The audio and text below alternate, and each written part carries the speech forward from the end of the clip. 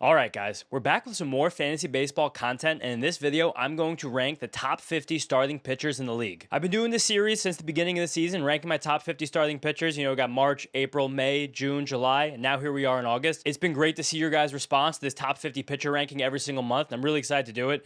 My favorite part of fantasy baseball, my favorite part of the real baseball, is analyzing and dissecting starting pitchers, so I can't wait to do it again. And just so you guys remember, if you don't want to miss any of the great videos coming out on this channel for the rest of the season, please go down there, click that big black subscribe button. We have the waiver wire video every single weekend. Again, we got the top 50 pitchers every month. We rate and review your guys' teams. We talk about hot players, cold players. I'm definitely going to have some more videos geared over the next couple of weeks towards aligning your team for the end of the season run. Talk about pitchers and hitters especially that could get really, really hot and change your fortunes. So again, if you don't want to miss any of that, and you want to make sure you're in the best position to win your championship, please go down there, click that big black subscribe button so you don't miss any of the great videos. But now to start the rankings. I'm going to move pretty quickly through the first few tiers of pitchers. When I say first few tiers of pitchers, it's really just the first 6 pitchers in the league, starting with Tarek Skubal, who's clearly the best pitcher in the league, and then the next really great, reliable aces, Zach Wheeler, Garrett Crochet, and Paul Skeens, followed by the other tier, I think, of great aces, and this is where some of the explanations are going to start coming in, Logan Gilbert and Jacob deGrom. Again, Skubal's the best pitcher in the league, no debate there. Wheeler, Crochet, and Skeens are right behind them. Skeens falls to the bottom of that other super duper elite tier just because now we're only getting 75 to 90 pitch outings. That limits his ceiling, but he's still so good on a per inning basis. We don't really ding him that much. And it also was really annoying recently that the Red Sox skipped Garrett Crochet just to monitor his workload, so there might be a few more times this season where that happens. Really annoying in weekly leagues. I know a lot of you guys just took zeros that week because of Crochet, but we just can't do anything about it. But the big story from this collection of tiers and the guys who I consider the elite starting pitchers of fantasy baseball is Logan Gilbert's return to the throne. This is kind of where I thought Gilbert would be at the beginning of the season. Then he wasn't really that sharp through his first few starts and then got injured, but since he's come back in the beginning of June, he is back in his place of being an elite pitcher. Since June 1st, he has the third highest strikeout minus walk rate in the league, which is one of my favorite stats to evaluate a pitcher. How often you're striking batters out versus how often you're walking them, one of the most predictive stats we have to tell you how good a pitcher will be moving forward. Again, Gilbert is third in that stat, only behind Skubal and Wheeler. And then he's fourth in Sierra, which is your skills interactive ERA, which takes the strikeout minus walk rate, as in the batted ball quality, and in that he's only behind Skubal, Wheeler, and Garrett Crochet. So again, he very much belongs in this tier of pitcher. And he wasn't going deep in games for the first about month after he came off the IL through June and part of July, but he has entered the 6th inning in 4 of his last 5 starts, completed 6 innings in 2 of those. I think the training wheels are officially, firmly, totally coming off for Gilbert, and we're just seeing the stuff so return to form for him. It's the fastball, the splitter, and the curveball just decimating hitters from both sides of the plate. And something else I've noticed from Gilbert, interestingly, over this last month, he had the cutter. He was throwing a lot last season, and the cutter was a helpful pitch for him to ascend. But as that cutter was successful, it was hurting the shape of his fastball. Because just the way he was throwing that cutter, that fastball had more natural cut on it, and it had a little bit less ride. Now that that cutter is out, the fastball is back to its better shape, where it has more of the arm side movement with the ride on it. And just that pitch, again, with the splitter and the curveball, is enough to decimate basically every hitter in the league. I'm throwing away that Logan Gilbert ERA around 4, and I'm back to fully considering him, like you guys see here, a top 6 pitcher in the game. Probably a small buy low window if you're still evaluating Gilbert to be one of the few best pitchers in the game to get him right now while that ERA is at 4. Then we're moving on to the next tier where we still have bona fide SP1s, but guys who are just a step below that top 6. It's Joe Ryan, Brian Wu, Framber Valdez, Yoshinobu Yamamoto, Tyler Glasnow, Hunter Brown, Max Fried, and George Kirby. Nice fat tier here, but this is the last echelon of guys who I'm really comfortable with as my SP1 if I'm trying to win a championship. First up, we got Joe Ryan. A lot of funny trade drama with him and the Red Sox last week. A lot of the good little nuggets there. A lot of the major outlets like Fox and Yahoo Sports actually wrongfully said that he got traded to the Red Sox. Kind of just hilarious to watch that unfold. But he's been awesome. The one thing I'm paying attention to with Joe Ryan right now is his fastball velocity. It's held up, and that's a big deal for Ryan, kind of getting above that 92 and near that 94 as he's done the last few seasons. But he's on pace to set the career high in innings. He's on pace to have the second highest average fastball velocity of his career. But it's all good. The home run problem hasn't come back from either. Joe Ryan's been amazing. As has been Brian Wu, a 6-inning king this season. Just the most consistent guy in the league to get you exactly 6 innings. When you get you those 6 innings, it's a great 6 innings. He doesn't walk anybody, strikeouts are up a little bit, and we still don't even have real breaking ball consistency from Brian Wu. It's amazing to think that as good as he is, and as consistent as he's been, there's still another tier up Wu can go if he finds any consistency again with that sweeper. Then Framber Valdez, just one of the best pitchers in all of baseball when you combine the ground ball rate and the strikeout rate. 65% ground balls, 25% strikeouts. You're not adding those together because one's out of batted balls and one is out of plate appearances, but still besides the point. The curveball's mega elite. There's no stopping Framber this season. One of the best pitchers in the league. Then we got the fun pair of Dodgers, Yoshinobu Yamamoto and Tyler Glasnow. Yamamoto, the only thing that ever really stops him from jumping up another half a tier at least, or even another tier, is that the Dodgers roll a 6-man rotation. You only get to start one time per week. That's just a little bit of a detractor though in his value because he's still amazing. And then Glasnow, coming off the injured list, back up to sitting 98 miles an hour, 96 miles an hour, upper 90s. Got to 100 pitches in his last start, struck out 7 batters. Curveball looks amazing. Slider looks good. New sinker is a lot of fun. Glasnow just rock solid as it comes. I'm kind of scared of that Dodgers playoff rotation with Glasnow, Snell, and Yamamoto all healthy at the same time. Then the back end of this crew is a little bit interesting, but still, guys, again, I like as SP1s on championship teams. First up is Hunter Brown, favorite of the channel. Predetermined beginning of the season to be a top 15 pitcher. He has absolutely fulfilled that promise and more. But recently, last few starts, the breaking ball command has not been there. He has shied away from his knuckle curve and his slider just because he hasn't known where they were going. So he had to kind of push back forth with the fastball and the sinker. Luckily for him, he sits 97 miles an hour, so he can kind of just tough his way through lineups, really relying on that fastball and sinker, but he does kind of drop down to the back of this tier until he can get the consistency of those breaking balls back to where they were through April, May, and June. Then we got Max Fried. You guys yelled at me for saying that he was a sell high, that the regression was going to hit, because the regression has hit really, really hard now. It's a 5.81 ERA since the beginning of June, with just 28 strikeouts against 14 walks. That's really bad. That also coincides with the blister problem that put Max Fried out for a little while. You saw him kind of dealing with it, rubbing that finger for a few starts as well. I think he's still a great pitcher. Of course, he's going to get through this, but this was why I never ranked Max Fried as one of the top 5 or so pitchers in the league. Because when you're not striking guys out at the elite rate of those guys like Skubal, Wheeler, Crochet, Gilbert, and DeGrom, you leave yourself susceptible to bad things happening when the ball gets put in play. That's kind of what's happened to Fried lately. But still, again, top 15 pitcher, still an SP1. And then George Kirby, a bit of an unlikely addition to this tier, but since he got blown up in those first 2 starts off the injured list, the guy's at 3.13 ERA and a 1.0 whip. He's been absolutely lights out. The velocity's trended up. It's plenty of strikeouts. There's no walks. This is exactly the George Kirby we've always come to know and expect as a major leaguer. To me, there's nothing holding him back from, again, being the SP1 on a championship winning team. If he's your SP2 right now, if you slide him as your SP3 as an injury stash, you could be really sitting pretty and position yourself in a beautiful way for a matchup-based playoffs. Now, next up, mini tier of pitchers in Robbie Ray, Christopher Sanchez, and Blake Snell, who all really close to that tier above, but again, there's just a kind of couple things with each of them why I don't want them to be exactly my SP1s. First of all, with Ray, while he's been amazing this season, while he's limited the runs, the strikeouts have trended down a bit of late. But even with that, it's just amazing how good he's been this season, kind of all in the back of that fastball-slider combo. And the new changeup, which I talked a lot about in the first iteration of these rankings during spring training, where Robbie Ray learned Tarek Skubal's changeup grip, and he's been using that, and has decimated right-handed hitters this season for 40% whiff rate. It's just amazing to see the value that Robbie Ray has given fantasy managers this season.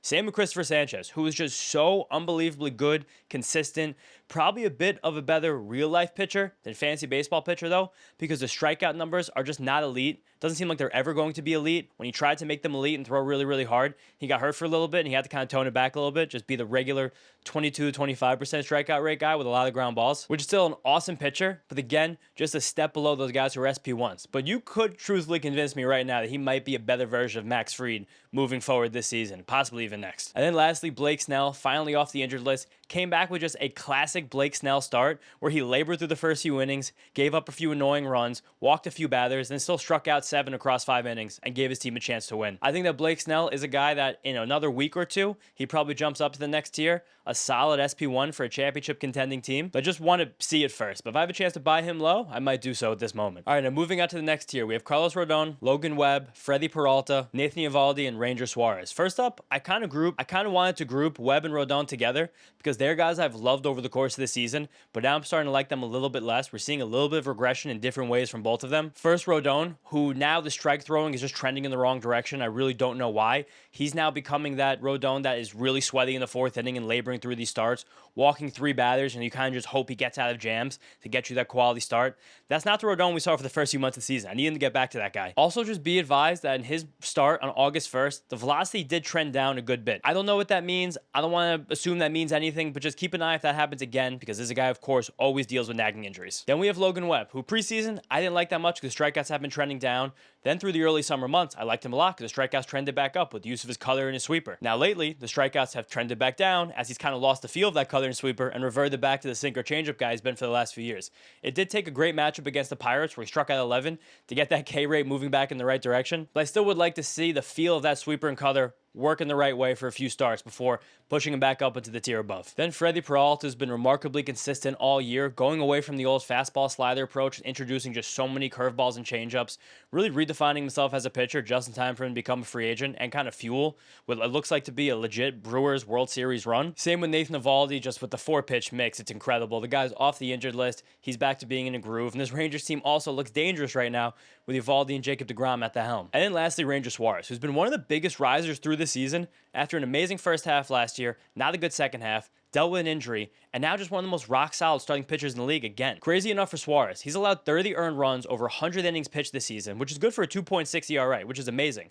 But of those 30 earned runs, 13 of them came in 2 blow-up starts. One, his first start of the year against the Diamondbacks, and then somewhat recently against the Angels. Besides that, he's basically given up nothing all season. He's been one of the sturdiest and most steady starting pitchers in the league. And a big reason why he's taking that step forward, I thought, as I talked about a few videos ago, was the growth and development of his slider, but that pitch has been reclassified on Baseball Savant to a cutter. And that cutter is amazing because it moves in a slightly different direction than the rest of his repertoire, and that extra look from Suarez has just completely transformed his entire arsenal, especially against right-handed batters. He is so dang good. All right, now moving on to the next tier, we have Spencer Strider, Dylan Cease, Nick Pivetta, Michael King, Yuri Perez, Sonny Gray, and Shota Imanaga. Lots of different pitchers in this tier, lots of streaky guys, lots of inconsistent performances so far, some up arrows, some down arrows. But starting with Strider, we're kind of in the same holding pattern we've been in with Spencer Strider since he came back off the injured list a few months ago. The fastball is just not the same. He's not throwing it as hard and doesn't have the same shape. Because of both of those things, it's missing fewer bats. Because it's missing fewer bats,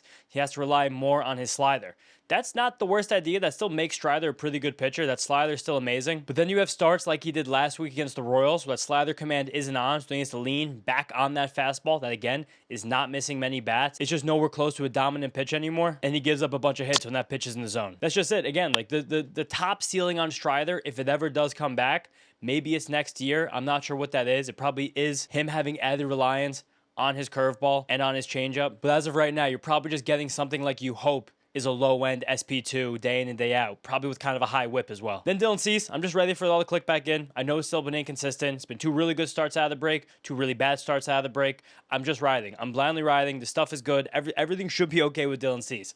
Blindly riding through with Dylan Cease right now. And then his teammate Nick Pivetta, enjoying an unbelievably amazing season. We're kind of just waiting for the home run regression to happen with Pivetta, and it's just simply not coming. The fastball, the curveball, and the sweeper are all ridiculously good. Like, it's just an amazing season. Like, this is what we always hope for Pivetta forever, his whole career. For the people that saw it through, the people that have been waiting for this was it. But again, while he is avoiding those home runs, it's tons of hard hit balls and it's tons of fly balls. So it might happen at some point, but again, it's not happening yet, so we're going to pretend it's just not real. Then we have our third Padre in a row, Michael King. Again, you guys know the rule for this starting pitcher ranking video is that if someone does not have an imminent return to the major leagues, they are unranked. But right now, we're in a spot where Mike Schilt, the Padres manager, hinted at the fact that Michael King's next start after he just made the rehab start last week, good chance it comes with the Padres. King did not pitch well in that rehab start, I will say that, but it's okay. If he's back, he's fine. If he's back and he pitches well in his first start or 2 back, he jumps up like an easy 10 spots. Michael King is one of the 15 or so best pitchers in baseball, no doubt about it. Then we have someone that's really ascending. It's Yuri Perez on the Marlins. I don't think he's getting the credit for how good he's been this season. With a 2.70 ERA, 0.94 whip, and more than 1 strikeout per inning in his 50 innings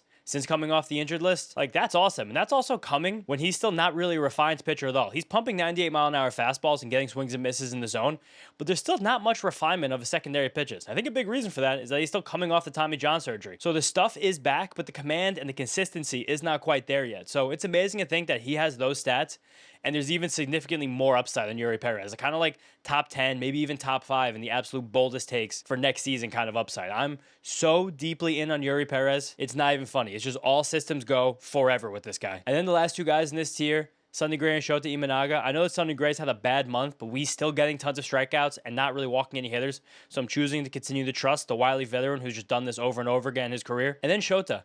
He had a lot of strikeouts in his last start against the Reds, but still only about a 20% strikeout rate since coming off the injured list in May, which is just not really good enough for even the pitchers in this tier around him. That also comes with no walks. The command is still very good, but at just some point, I feel like all of these fly balls against Shota kind of come to roost. At some point, there will be more bad luck than good luck with these balls in play. I don't know. I'm always a low guy in Shota because I feel like it's just such a fragile repertoire and a fragile profile. Like, again, I know the stats are still good. I'm worried about those strikeouts, though, and I really want to see him string a couple of really good starts together. Now, moving on to the next tier, we have Nick Lodolo, Seth Lugo, Edward Cabrera, Matthew Boyd, Brandon Woodruff, Andrew Abbott, and Merrill Kelly. Starting out with Lodolo, I know I always have the rule that if a guy's not currently in the rotation on the IL, I don't put them on here. But Lodolo did only just go on the IL with some blisters, so I think that's going to be a guaranteed minimum stay. So I still wanted to include them because he has been one of the most interesting pitchers I wanted to talk about over the last month. And truthfully, if he didn't have that blister holding him out for 2 weeks, he would be one more tier above with those guys like Shota and Sonny Gray. Because we're going on like 2 straight months where Nick Lodolo has been one of the 15 or so best pitchers in all of baseball. Like all of the potential, everything that we've been hoping for Lodolo for the last few years has kind of all come to fruition at the same time. He's top 10 the whole league in strikeout minus walk rate since June 1st. He had a complete game shutout mixed in during that hot stretch, along with a 4-start streak of finishing 6 innings, which is a big deal for a guy like Lodolo, who has struggled to go deep into games in his past. A lot of times because of durability issues or because of command issues, strike throwing in general, but he is now finally seemingly coming into his own. It does suck, though, that as he was pitching his best ball of the season, he is going in the IL for blisters, something he has struggled with in the past. So we hope it's just a minimum 2 weeks, but we really, really like what we've seen from Lodolo over the last few months, and we're just hoping that we can get him back at full strength for the playoff push. Then Seth Lugo, mega steady. Not that much to say about Seth Lugo. You just kind of lock him in the lineup and you can set it and forget it. See you later, Seth. Then one of the most interesting guys I did want to talk about in this video as well, Edward Cabrera.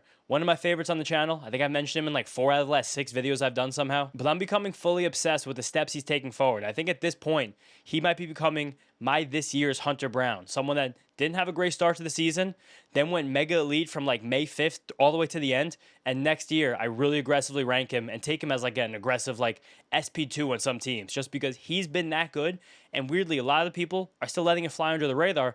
They don't trust him because they still think he's the old Edward Cabrera somewhere deep in his bones. Despite the fact that we even have a 3.2 ERA and 1.1 whip on the season, which both of those stats are amazing.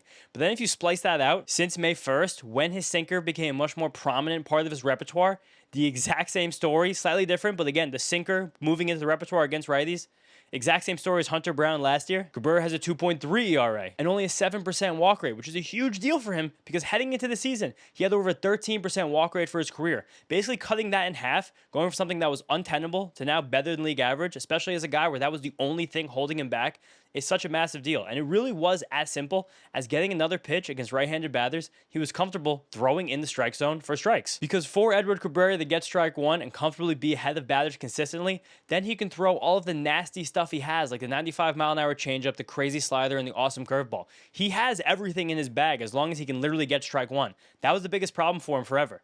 Now he's getting strike one, and I just don't know what stops him from being one of the 20 or so best pitchers in the league. And again, I'm saying that as I rank him, just barely outside the top 30. But we do have to inch up towards that top 20 consideration. It's only been a few months for Cabrera right now. But this is rocket ship potential. This is potential, again, for next offseason. You guys are going to hear me talk about Edward Cabrera nonstop because he's going to be the big aggressive ranking on this channel. Then moving on, a couple fun veterans. Matthew Boyd, one of my favorite calls I made the season. I was kind of excited when the Cubs signed him. Just seemed like a great under-the-radar move for them, especially considering the high prices for starting pitchers around the league. And he's had the best season of his career. I know the floor is low. I know a lot of these things can go wrong, but the right-handed batters just simply can't touch his changeup, and his curveball and slider have been good and consistent enough for him to turn over lineups multiple times. I'm just kind of waiting for a blow-up that never comes. Like the whip is not going to be below 1, and the ERA is not going to be below 2.5 when the season ends. I don't think. But we are in August, and those are where those stats are. So maybe they just, Boyd's just one of the best stories in baseball this season. He's really saved that Cubs rotation, truthfully. Then another very shocking one in Brandon Woodruff. I just can't believe that he's come back off the injured list, throwing 93 miles an hour, just simply mixing a lot of fastball, sinkers, and cutters, and being this good. I don't know if it's going to last. I'm really not sure if I trust it, especially because a lot of this is relying on command and keeping these pitches low in the zone. But I mean, just ride it while you got it. Like, I've doubted Woodruff before, and I really shouldn't because the guy's clearly an absolute dog coming off the injured list after a very serious shoulder injury with a whole new repertoire. So it's simply hats off to him. And then the last two here, Andrew Abbott and Merrill Kelly. Abbott is trending a bit in the wrong direction. Fewer strikeouts, more walks over the last 6 weeks. You're kind of worried about that because he's a fly ball pitcher in Great American Ballpark. I have not trusted him. I will never trust him. You might trust him, but I'm worried about Andrew Abbott falling in the wrong direction over the last month or so of the season. And then Merrill Kelly is just, solid as hell. The best starting pitcher to get traded at the deadline into that Rangers staff. Just looks like he's going to cruise to being a quality SP3, SP4 the whole way. Just a few more tiers left, but this is a really genuine chaos tier. The guys who can get hot and really just change your season. Anyone this tier, I think, can elevate themselves to being an SP2 at any point over the next few weeks. But also, they have the downside to be guys you just can't even start week in and week out. That's where some of these guys land right now. And it's Kodai Senga, Jack Flaherty, Chase Burns, and Jesus Luzardo. Starting out with Senga, I love Senga. You guys see the Mets poster behind me. I watch every single start he makes. It's just been very inconsistent this season. Dealt with a lot of injuries last year. Came back at the beginning of the season. Got really good results, but was kind of just a magician, loading the bases and getting the strikeouts when they needed them. Then he got hurt again, and now since he's come back, it's just been wonky, and a lot of the wonkiness has come from his fastball command. It's just either missing or it's down the middle, and that also plays into the cutter command, because that was a pitch that's been the big difference maker for him, at least during his rookie season, because Kodai Senga's pitch is the forkball, known as the ghost fork.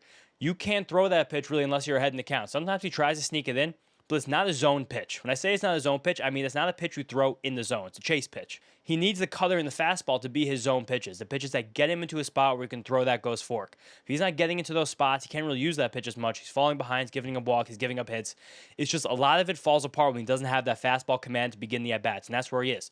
But he could find that at any given moment. And again, that's why he's a guy that can jump up another few tiers if you even just see a glimpse of that fastball command. Then Jack Flaherty, so hot and cold, all about the fastball velocity. He's getting the strikeouts right now, but not the walks. Weirdly, the fastball velocity is okay. The breaking ball command is not, so just keep an eye on all that. Then a big fun one, Chase Burns. I love Chase Burns. If you guys watch this channel, you know I love Chase Burns. The flashes are there. The strikeouts are there. He's getting pretty unlucky with his batted balls, but you're seeing the glimpses into Chase Burns being a true top-end starter. It is just crazy. He was drafted last year and already doing this at the big league level, going through his lumps. But he really caught a break with those Nick Lodolo blisters, because there was a good chance, as Hunter Green is rehabbing right now, he just made a start, got to 65 pitches in the minor leagues. He probably makes one more rehab start, then comes back to the majors. When he does come back, just letting you guys know, I would rank him right between Yoshinobu Yamamoto and Tyler Glasnow, around number 10, number 11 in these rankings, but we have to wait till he gets back to do that formally. Burns probably would have gotten bumped from the rotation for Green. So now with the Nick Lodolo injury, Burns will have 2 or 3 more turns to prove his worth and see if this Reds team goes with a 6-man or something else happens to Brady Singer or some other injury happens. I don't really know, but Burns now has a few more chances to show these flashes, to be this lightning in a bottle guy we want him to be. Then lastly, Jesus Luzardo, he's always been inconsistent, so it shouldn't really be that much of a surprise. He's inconsistent again. It's strikeouts, it's some walks, it's home runs on mistakes. That is just a Jesus Luzardo experience. The sweeper was his new money pitch this season. It was really, really good and consistent early. It's been much less consistent lately. He's missing with it more. He's hanging it more. He's just not getting the same spin on it every single time. He can't really repeat it as well, which makes sense as a new pitch. You go some highs, you go some lows with it. Another thing with Luzardo, his fastball velocity is very important. He has a precarious fastball, which means it has good velocity, but not a good shape. So as velocity tapers down, which it has here and there over the last few starts, it can get hit hard. Again, there's been some peaks and some valleys with that velocity. So just keep an eye on that. If you see Luzardo starting to throw some more 94s and 95s than 96s and 97s, I would be concerned, and he would have a chance of falling out of this top 50, despite all the strikeouts I love. Okay, second to last tier here, we have Noah Cameron, Sean Manaea, Quinn Priester, Ryan Pepio, and David Peterson. Starting out with Cameron, just an amazing story this season, kind of going from a nothing prospect, just being one of the steadiest pitchers in his Royals rotation. Such a crafty lefty mix where he has his curveball, his fastball, his changeup, and his cutter, throwing all 4 of those pitches at least 20% of the time to right-handed batters.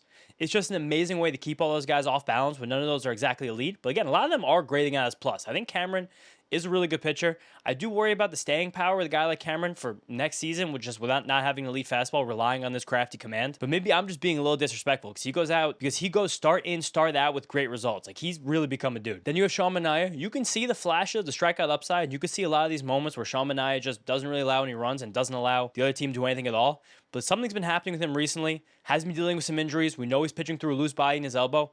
Every time he gets to around 75 pitches, Sean Manaea watches velocity dip. And when he watches that velocity dip, he starts to overexert to try and get the stuff back to where it is. In his last start on Monday, after about 70-ish pitches, that velocity dipped again. He threw an 89-mile-an-hour fastball.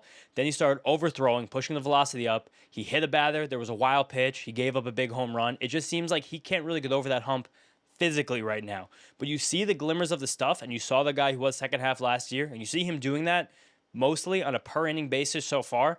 So if he does get over that hump, if he does get a little bit stronger, he easily jumps up a tier. That's why he's in this spot right now, but it's a precarious ranking. If Sean Manaea has a couple more just 4 or 5 inning starts where he hits the wall again 75 pitches, he's nowhere near a top 50 guy, sadly. Then Quinn Priester. One of the best stories in baseball, another guy maybe I'm being disrespectful to, because since June 1st, one of the most effective pitchers in the league, ERA in the twos, whip in the low ones, striking out 25% of the hitters he's facing. I do get scared, though, of guys who don't have good fastballs, and that's Priester. He's winning really well with junk in command, and the Brewers are so good at coaxing this kind of thing out of a pitcher like Priester. Just remembering Tobias Myers from last year.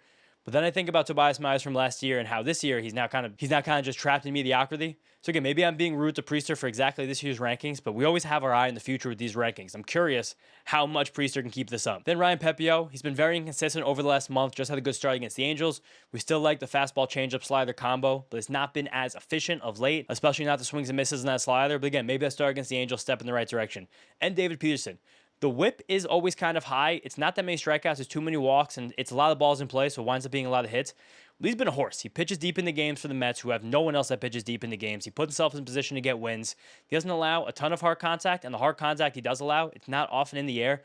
Just doing a lot of things to kind of cement himself in this, back end of the top 50 type of guy all year. Now we got the last tier and a big batch of honorable mentions. A lot of guys just want to give you guys some one-liners about, so stick around for that. But last tier, Mackenzie Gore, Zebby Matthews, Lucas Giolito, Luis Castillo, and Kevin Gausman. Starting out with Gore, I almost even want to take him out of this top 50 after that incredibly bad start he just had against the Athletics, where they hung an 8 spot on him and 12 hits. I think it was like 5 in the first inning. He had nothing. He's had nothing for like 2 straight months now. He now, for the full season, has like a 4.2 ERA and a 1.4 whip. He's given back all of the breakout that happened in the first half. He's been that bad for 2 months. And the big reason he's been that bad is just a complete disillusion of his breaking ball command. It's gone. I gave him so much credit for refining the use of that curveball and that now new tight slider early in the season to come off that great fastball that was still getting swings and misses in the zone.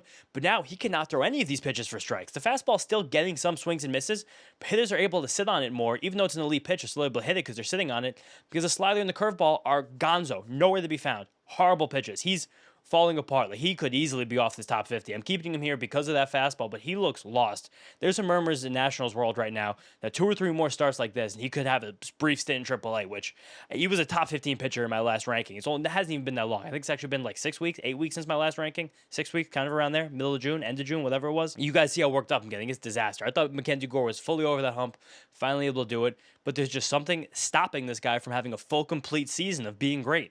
A little bit of composure now. Move on. Last couple of pitchers. I kind of freaked out a little bit talking about Mackenzie Gore.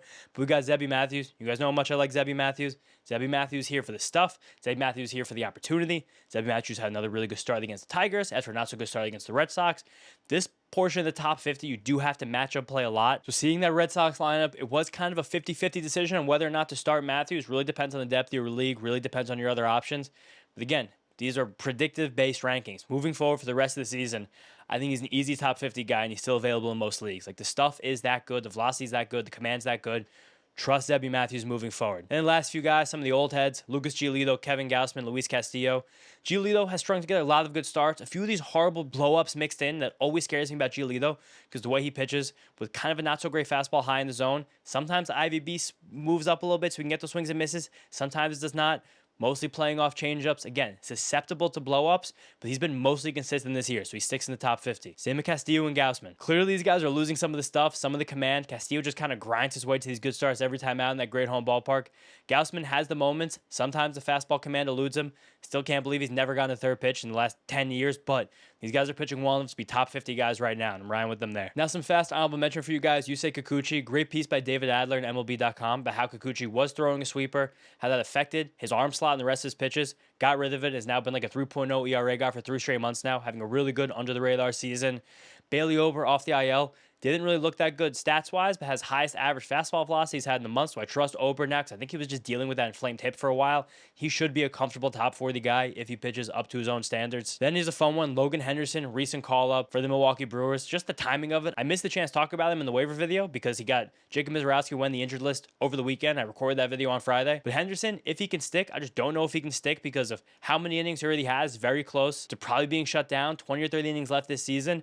But if he gets any run at all whatsoever in this Brewers rotation, he's a really good pitcher. The fastball and changeup are quite good, and he's been working a lot in a slider in AAA since he got sent down after being great in the major leagues in May. So keep an eye on Henderson. Now I move fast through a couple more guys. Trevor Rogers sustaining 93 miles an hour keeps him effective.